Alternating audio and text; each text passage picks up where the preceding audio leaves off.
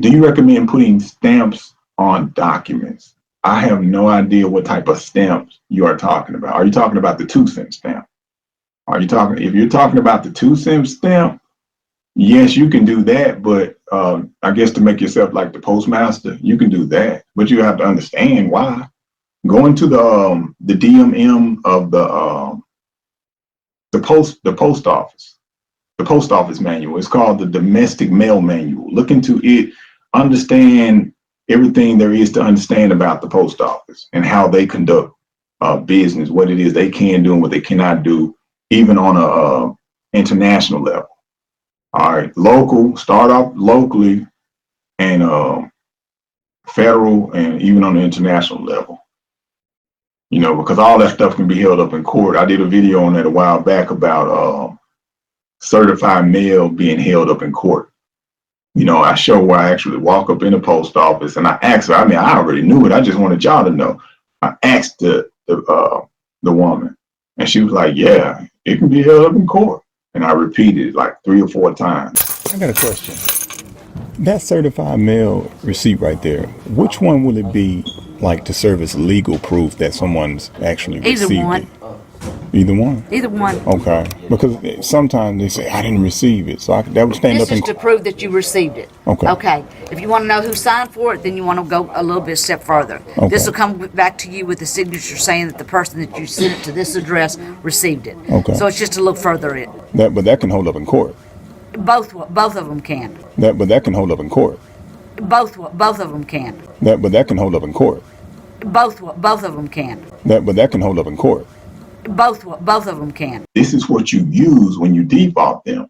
So what you need to know is when you get adept to writing your writs, stop going back and forth with these people. That's a game. I tell people all the time, like, look, everybody listen, all 71 viewers listen to this if you don't know this. All right. When you do, okay, if you're having an issue and you have to write an affidavit, all right, and you place a demand on them via the affidavit.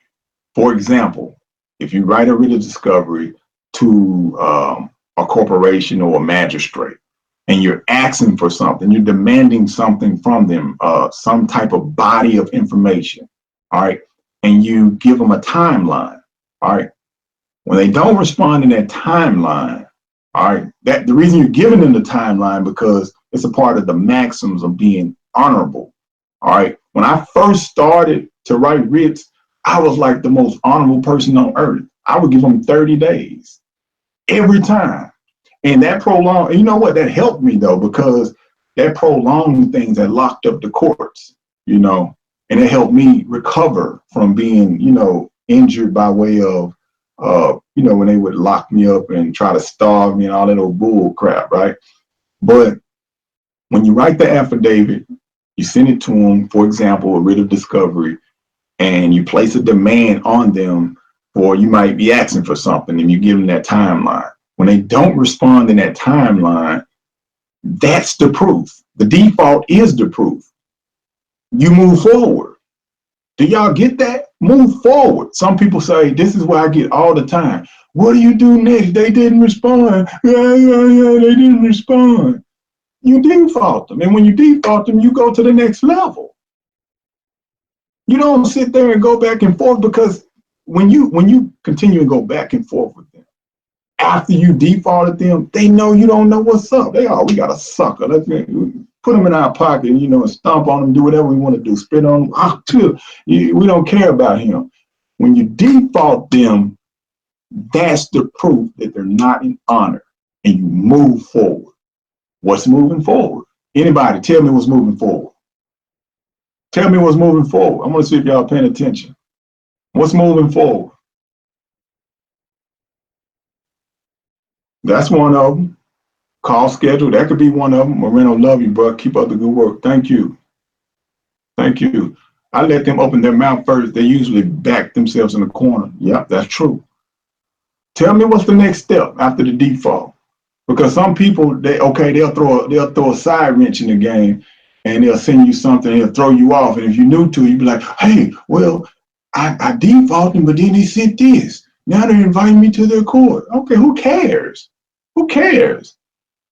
Yeah, take them to the next level. Yeah, to the next level. Go to the next higher court. Thank you for answering my question. So there is no fraud. And yeah, exactly. That's what you do.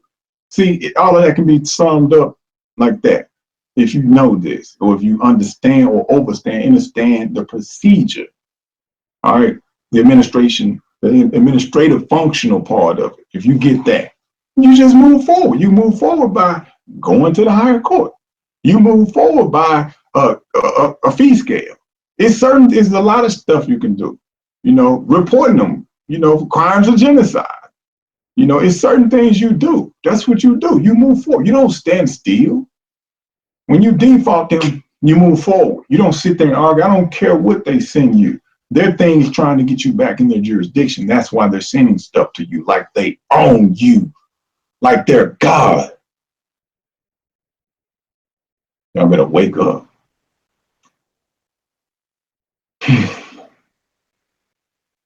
Supreme Court's notice of removal. That's right. That's what I'm talking about. That's what I'm talking about.